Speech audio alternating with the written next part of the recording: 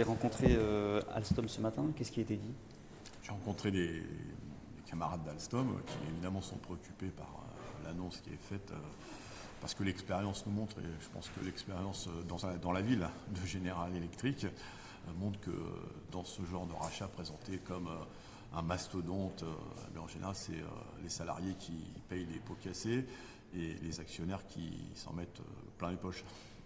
On parle d'un rachat peut-être par Alstom du groupe Bombardier, ça a été évoqué ça ce matin? Bien sûr, oui, c'est le rachat d'Alstom, de Bombardier par Alstom, mais j'insiste, l'expérience du rachat de la partie énergie par General Electric avec les promesses qui avaient été faites par un ministre qui s'appelait Macron, qui s'appelle toujours Macron d'ailleurs, montre qu'il y a eu des promesses de fait et la réalité c'est que les emplois ne sont pas créés, par contre on supprime des emplois. Et donc 1 plus 1, on a tendance à dire que ça ne fait jamais 2 dans ce genre d'opération. Et la CGT, pour faire face à la concurrence, elle propose que des critères sociaux soient placés dans les offres, les appels d'offres de marché public. Et on sait bien qu'Alstom, c'est beaucoup d'argent public, que ce soit dans les transports urbains ou dans la SNCF. Donc là, vous voulez dire par exemple rachat de Bombardier, oui, mais sous certaines conditions? Non, je ne vois pas pourquoi il y aurait un tel rachat. Pour faire face à la concurrence chinoise, puisqu'on en parle beaucoup, il suffit que dans les appels d'offres des transports urbains, par exemple, qui sont souvent des régies, avec des impôts, payés, financés par les impôts, ou la SNCF, eh bien, on place des critères sociaux. Vous savez, il suffit d'appliquer les normes internationales. Quand une entreprise chinoise veut avoir un marché et qu'en Chine, vous savez bien, le droit de grève n'est pas très autorisé, le droit de se syndiquer, eh bien, l'appel d'offres ne peut pas aller vers une telle entreprise. Vous voyez, il suffit de remettre le social au cœur de ce genre de transactions et vous verrez que ça ira beaucoup mieux. Quel est votre regard sur ce qui s'est passé avec GE, sur le plan qu'il y a eu, sur la finalité de la chose?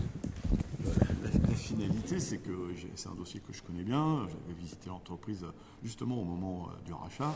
C'est que M. Macron a promis des créations d'emplois en lien avec la direction de GE. 5 ans plus tard, 4 ans plus tard, le mastodonte, parce que c'était aussi un mastodonte, supprime des emplois et c'est toujours sur le dos des salariés qu'on paye ce genre d'opération. Par contre, les actionnaires se portent bien. Donc il y a besoin d'un vrai plan industriel pour donner de l'activité à GE et la CGT a des propositions en la matière. Par exemple? Eh bien, on parle beaucoup d'environnement. Il y a à regarder au niveau des turbines comment on investit pour améliorer la qualité des produits. Mais en tout cas, le gaz peut être une solution et donc seulement il faut, plutôt que de donner de l'argent, beaucoup d'argent aux actionnaires, il faut donner un peu plus aux investissements dans l'entreprise et puis surtout aux salariés pour que les compétences elles restent en interne à GE. D'accord. Vous allez continuer de lutter justement pour... Vous connaissez la position de la CGT.